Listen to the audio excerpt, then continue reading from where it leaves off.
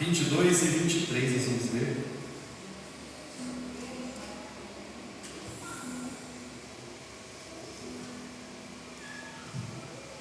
Primeira Coríntios, capítulo 1, versículo 22.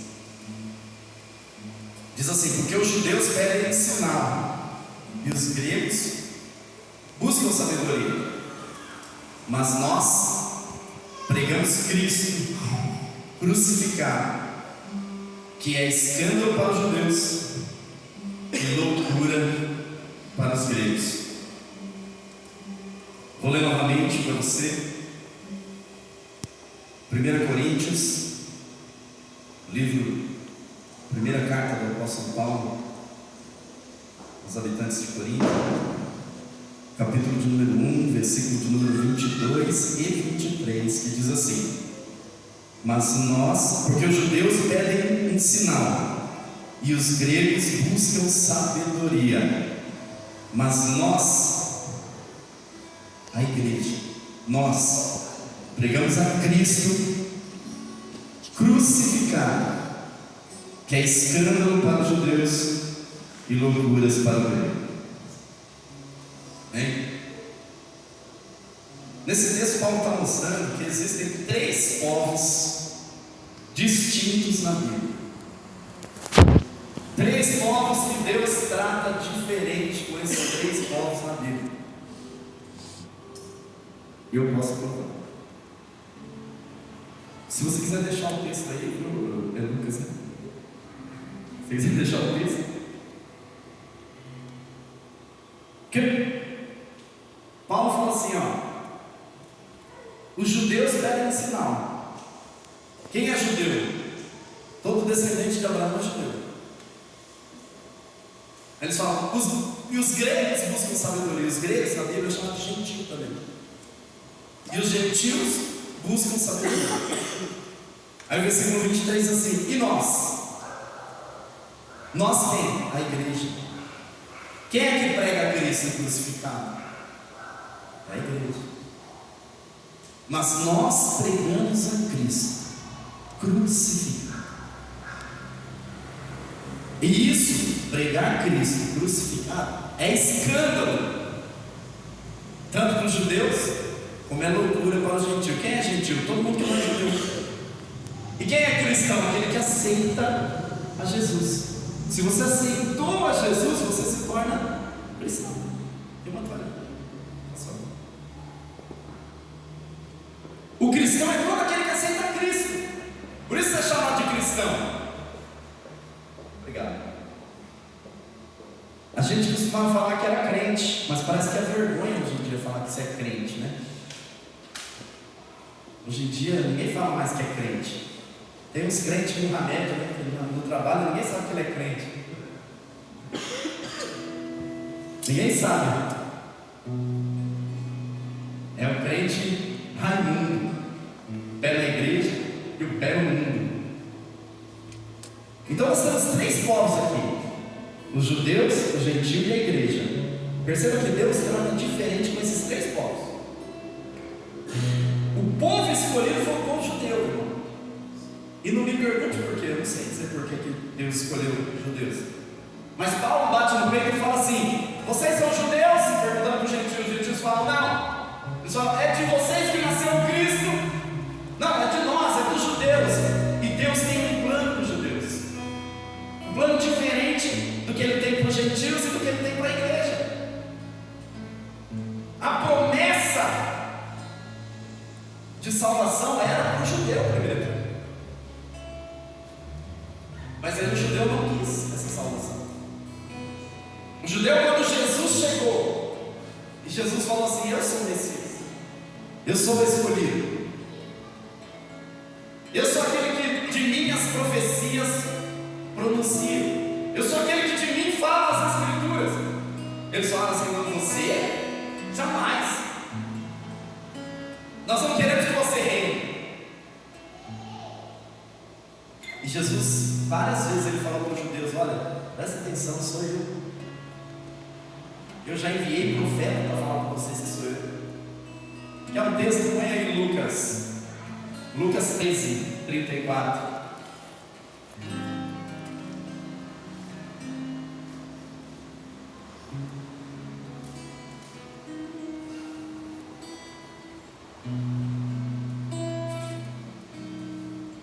Jesus fala assim para os judeus. Jesus olha para Jerusalém, ele sobe no monte das oliveiras, ele vê Jerusalém e ele começa a chorar.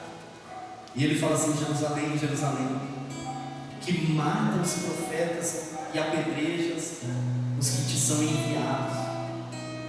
Quantas vezes eu quis ajuntar os teus filhos, como uma galinha que junta os seus pintinhos debaixo das asas, e você não quis. O plano da salvação de Deus era para o judeu. Tanto que quando Jesus começou o ministério dele, quando ele começou a pregar, e ele enviou os discípulos a pregar, ele chama os discípulos e fala assim: ó, vocês vão primeiro para os habitantes de Jerusalém, e de primeiro pregar aos judeus. O plano de salvação não era para nós, gente. Não era para mim nem para você. Quer um outro exemplo? Mateus capítulo 15, versículo de número 26. A mulher cananeia, uma mulher que morava lá em Tarsis. Você já ouviu falar dessa palavra, dessa cidade na Bíblia, né? Os crentes que lê Bíblia, os mais velhos. O William falou: eu vi, já tem que estar no que é. Pastor Antônio falou, fez assim, cabeça, ó. Tarsis, quando Deus manda Jonas pregar em Nínive, ele pega o navio e vai para Tarsis, uma cidade que não era do povo judeu, não era do povo hebreu. E aquela mulher, ela sai lá de Tarsis, da região da Cananeia. Ela sai lá de Tarsis e ela chega para Jesus. Jesus está pregando lá em Jerusalém. Ela fala: Senhor, por favor me acorde, porque minha filha está terrivelmente endemoniada. Ela não estava só endemoniada, ela estava terrivelmente endemoniada. E aí Jesus responde para ela assim: ó, não é bom pegar o pão dos filhos e deitar nos cachorrinhos. Ele estava dizendo assim: salvação não é para você. Salvação não é para você. Eu não posso pegar os filhos dos judeus e entregar para você. Olha o versículo de número 27. Ela fala assim: tá bom, Senhor. Põe o 27, Lucas, fazendo favor. E ela fala: tá bom, Senhor, mas também os cachorrinhos comem das migalhas que caem na mesa do Senhor. Ela está falando assim: já que a salvação não é para mim, eu quero te falar uma coisa. O Senhor é filho de Davi. Na sua descendência tem Raabe, que é prostituta, não era judia. Na sua descendência tem Ruth, que era também de uma cidade que não era judia. O Senhor tem que olhar para mim, por favor. E Jesus olha para ele e fala no versículo 28, diz assim: olha, pode ir, mulher, porque eu jamais vi tamanha fé. Jesus está dizendo assim: eu não posso, se ela quer a salvação, se a filha quer a salvação, eu não posso negar, porque a natureza de Deus é que todos cheguem ao arrependimento. Glória a Deus. Oh, aleluia. Os judeus não fizeram isso. Põe aí, Lucas, João 1, 12, 1, 11. Hoje, se vocês não gostam de Bíblia, vocês vão ficar bravos comigo.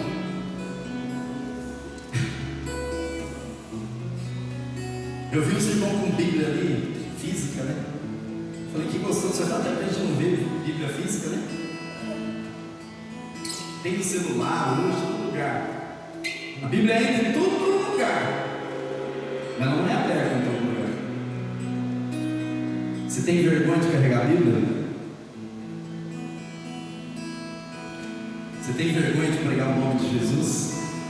De falar que você é cristão?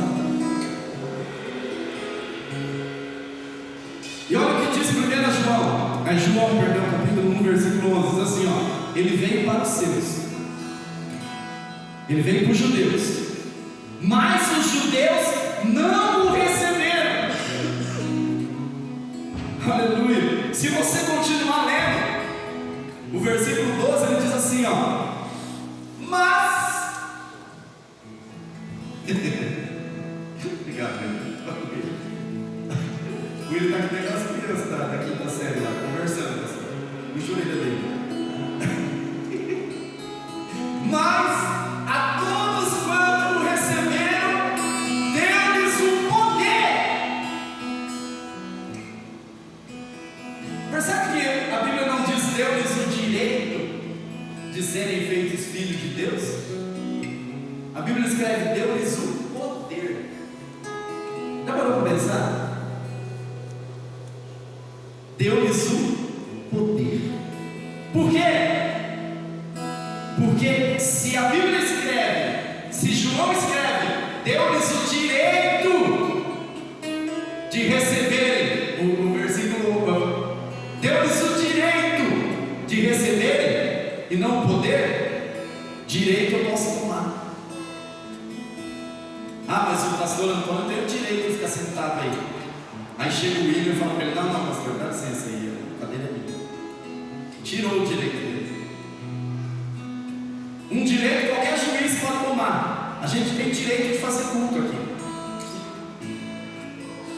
O capítulo 5 da nossa Constituição, no seu parágrafo de número 3, diz que cada um pode fazer culto aonde quiser.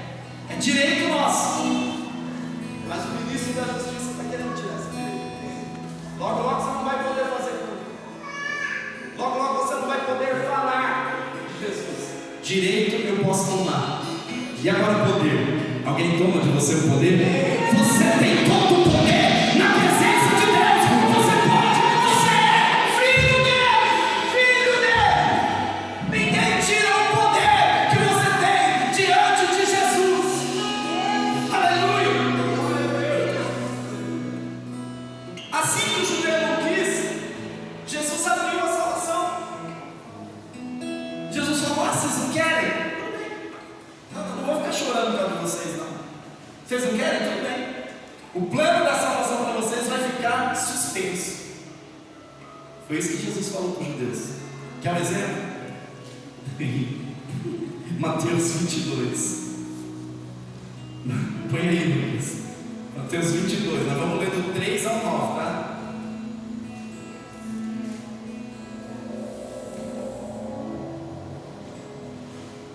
Talvez você esperava que eu ia chegar aqui falando of the King and the Power, mas não, vai ter power. Aí Jesus, os judeus falaram: não, a gente não quer você. Mas ele falou: não tem problema não, vou deixar você de cantinho de lado.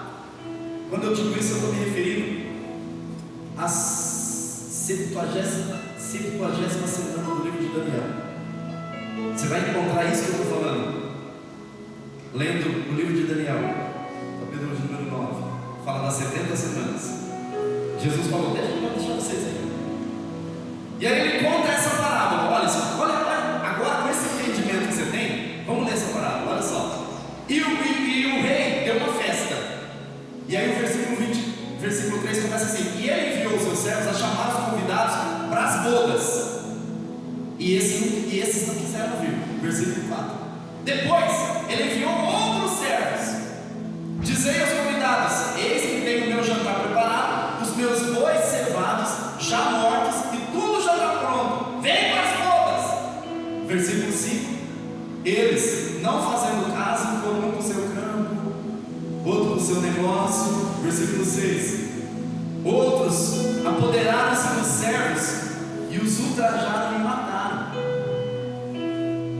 Jesus está contando essa palavra, está dizendo assim: meu pai chamou vocês e eu enviei profeta para vocês. Vocês não fizeram caso. Vocês mataram os profetas que eu enviei. E olha o versículo 7. E o rei, tendo notícia disso, encolerizou-se e, enviando os seus exércitos, destruiu aqueles homicidas e incendiou a sua cidade. Isso vai começar a acontecer, essa parábola aí. Depois você lê lá no capítulos 4, 5 em diante do livro do Apocalipse. E o rei encolerizou-se. Então ele disse aos servos: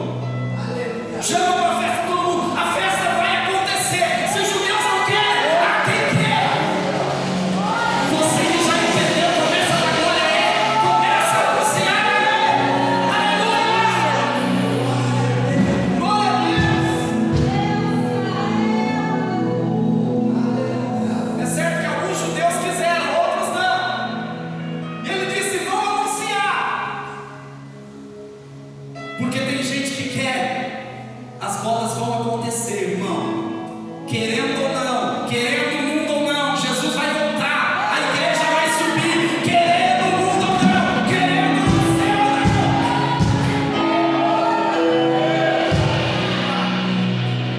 Aleluia! Oh glória! Louvado seja Deus. Só que Deus, ele precisava de pessoas para pregar o evangelho. Ele precisava de servos para convidar as pessoas para a festa. Eu e você fomos convidados para essa festa. Na verdade, eu e você estamos esperando essa festa. Aleluia. Aleluia. Eu e você somos convidados. Alguém chegou para você um dia e falou: ei, você quer aceitar Jesus? Só que esse querer aceitar Jesus não é só aceitar. Eu preciso saber que eu estou me preparando para a festa. Eu estou me preparando para a festa. A festa vai acontecer, querido. Queira você ou não, a festa vai acontecer. Acontece que os judeus não vão participar dessa festa, você percebeu? Quem é que vai participar? A igreja. Só por esses textos que eu li, você já consegue entender que quando o rei ficou bravo, ele mandou destruir a cidade. Isso vai acontecer quando ele tirar a igreja para a festa. A igreja vai subir, o povo de Israel vai ficar, e Deus vai mandar a tribulação para eles. Pastor, o senhor é pré-tribulacionista? Sou. Eu vou subir com a igreja.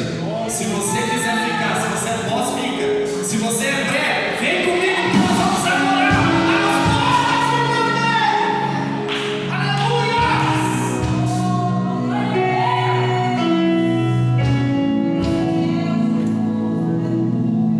Glória a Deus! Aleluia! Mas como nós vamos fazer isso? Como é que vai acontecer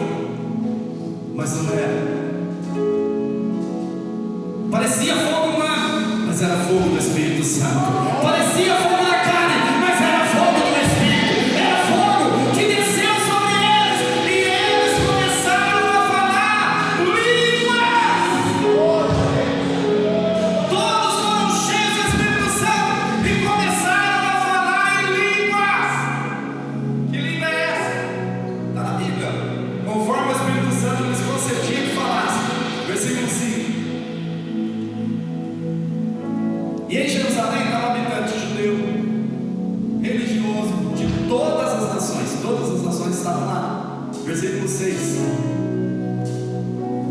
E correndo aquela voz, ajuntou-se uma multidão, e a multidão estava confusa. Por quê? Porque ouvia cada um falar na sua própria língua materna. Quando eu falo em línguas estranhas, eu falo entre o meu espírito e o Espírito de Deus. Eu não falo para edificar a igreja, eu edifico a mim mesmo quando eu falo em línguas. Mas quando Deus me usa no poder de línguas estranhas, Ele vai me usar para falar em japonês, em inglês, em peruano, em italiano, e sei lá o que mais que língua que tem. E não é que é off the king, não. Você não foi chamado para falar essa língua. Nós não fomos chamados para sair por aí distribuindo chave. Às vezes eu vou na igreja, Deus está entregando chaves aqui. Não fomos chamados para distribuir chave, querido. Eu vou à igreja que, campanha disso, campanha daquilo. Eu nunca vi uma campanha para, por exemplo, buscar santidade. Você já viu? Tem campanha de porta aberta, campanha para conseguir casa, campanha para cá. Não tem campanha para conseguir arrependimento. Vai buscar arrependimento, não tem? Campanha da prosperidade, tem campanha para buscar santidade, você já viu? Não. Por quê?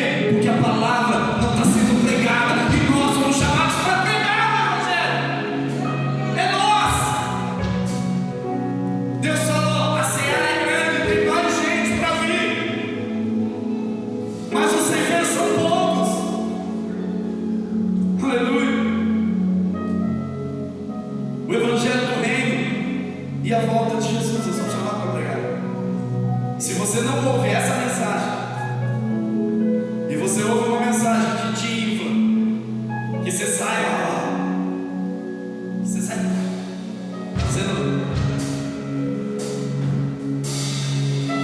mas sai vazio, você não ouviu a mensagem de Deus. Essa mensagem te confronta, ela penetra, ela te começa a corroer, ela começa a arder dentro de você, dizendo, ei, o que eu tenho feito para Jesus?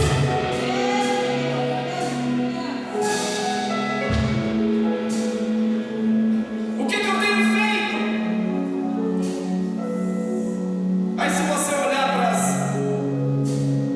para as 10 virgens, 5 loucas, 5 prudentes, a pessoa fala, é a igreja. Já viram? Que as 5 virgens, 5 loucas é a igreja? Né? Tenho certeza que já ouviu a pregação assim, da parábola das 10 virgens. Mas se você olhar o casamento judaico, Jesus estava falando para judeus, certo? Sim ou não? O casamento judaico, o noivo vai até a casa da noiva, ele não é noivo ainda, perdão. O pretendente vai até a casa da pretendente, eles fazem um acordo, o pai e a família, eu vou resumir, eles fazem um acordo, aí o pretendente entrega, paga o dote, e a partir daquele momento ela é noiva, quem é noiva? Ela. Aí chega o pretendente sai, o noivo sai, e ele fala para ela, vou preparar lugar, e quando eu voltar você vai ficar comigo, onde eu estiver você vai ficar. Jesus não falou isso para nós? Eu vou preparar lugar, quando eu voltar, onde eu estiver você vai estar. Viu? Se você ler o capítulo 19 de Apocalipse, você vê a igreja voltando com Jesus, ela não está na terra, ela está voltando com Jesus. Lê lá depois você vê. Pois bem, o noivo ele pode voltar a qualquer momento. Ele pode voltar inclusive em secreto para buscar a noiva, porque a noiva agora é dele. Se as 10 virgens fossem a igreja, fosse a noiva, Jesus ia ser monogâmico, porque ele não vai casar com 10, ele vai casar com uma noiva assim. Quem são as 10 virgens? São amigas da noiva. Porque quando a noiva ia fazer a festa, ela chegava para as amigas e falava, vou me casar. As amigas falavam, vamos preparar a festa. E elas faziam uma festa para a noiva, em particular. E as amigas ficavam com a noiva, esperando o noivo voltar para buscar a noiva. Só que na parábola, Jesus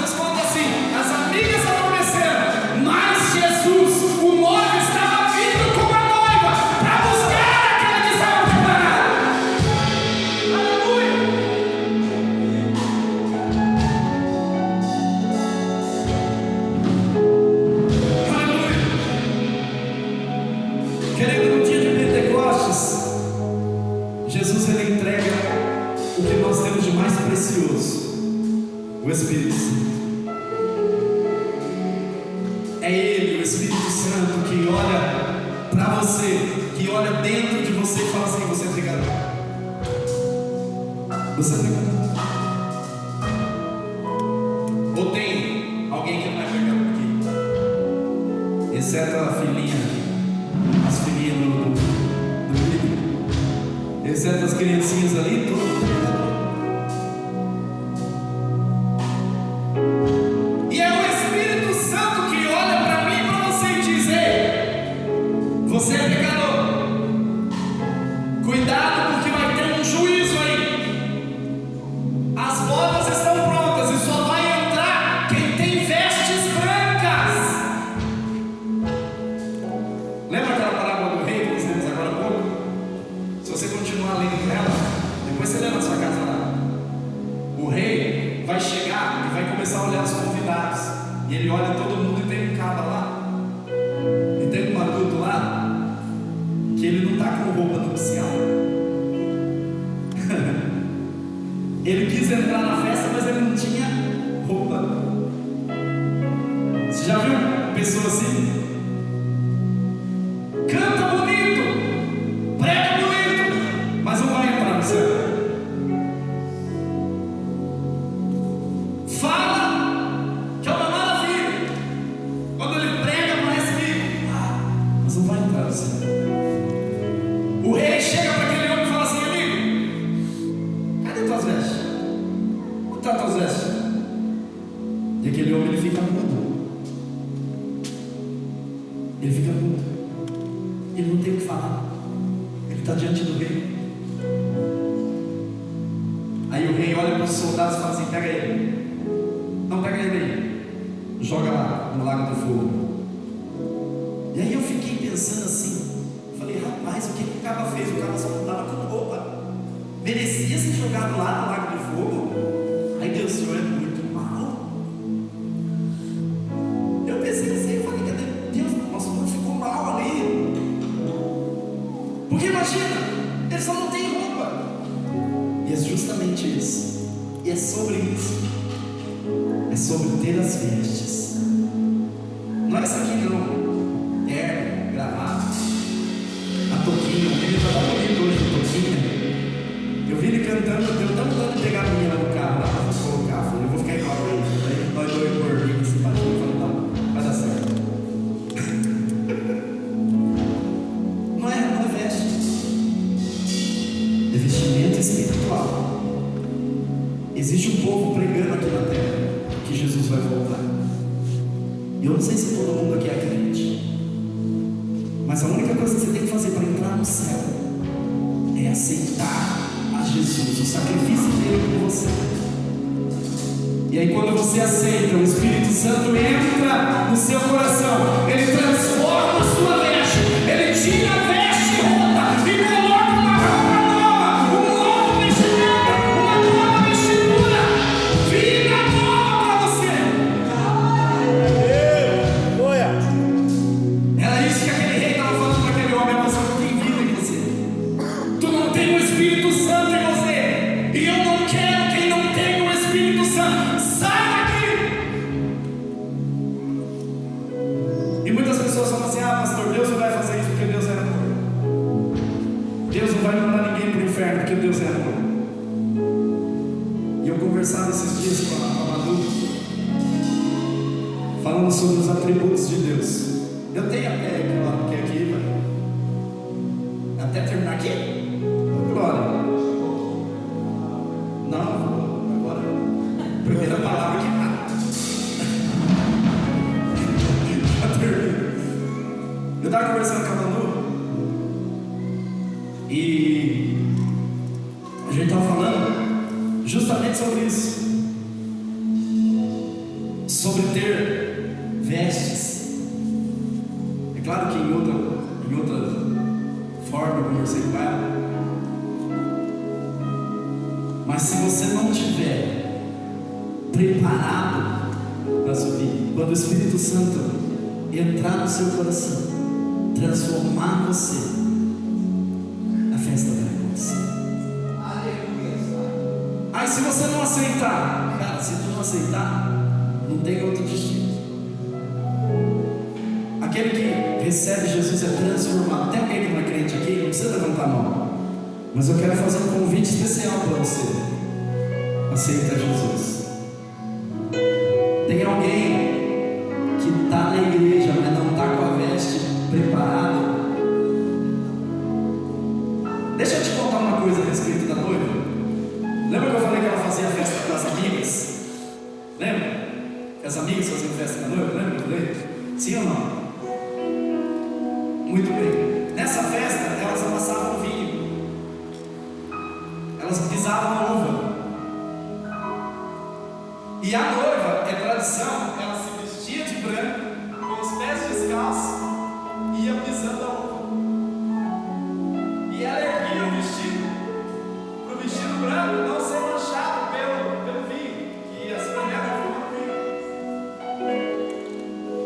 vinho. Significa que a igreja está na terra, pisando no mundo, mas ela não pode ser contaminada pelo mundo. Você não pode ser contaminado pelo mundo.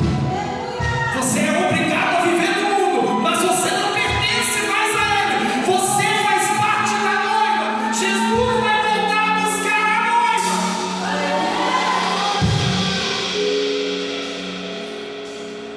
Para isso ele mandou o Espírito Santo, para te falar isso. Percebe que toda a Bíblia Jesus vai voltar a buscar a sua igreja. Toda a Bíblia você pode ver. Jesus veio buscar a sua igreja. Se eu não fizer parte da igreja, você está fora.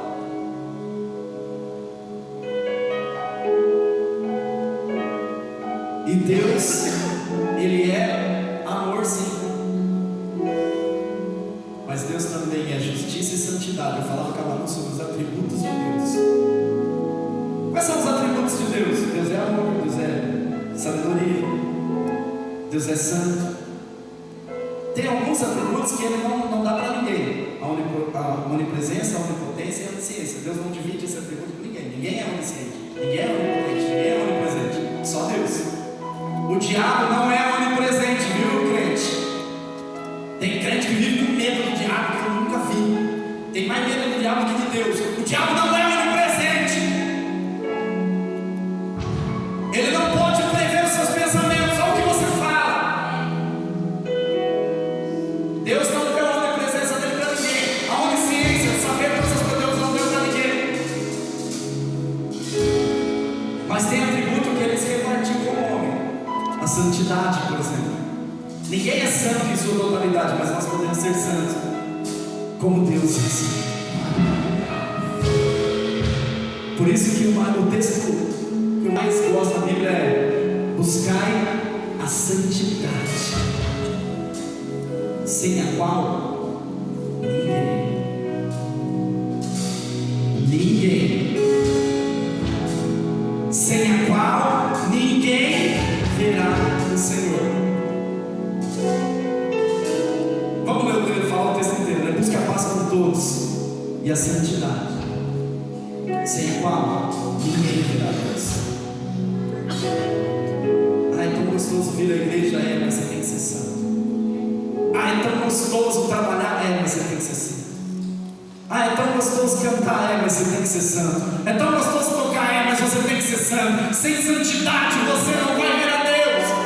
Você vai estar como aquele cara que não tem vestes e ele fica nudo diante do rei. O rei fala: ei, cadê sua veste? Naquele grande dia, quando Deus perguntar para você: aonde está a sua veste? O que é que você vai responder para ele? Você vai responder: Senhor, a minha veste o Espírito Santo me deu. Eu estou com ela aqui. Aí Jesus vai olhar para você e falar: vem, Tito, vem, entra logo, que eu quero te abraçar, eu quero te beijar.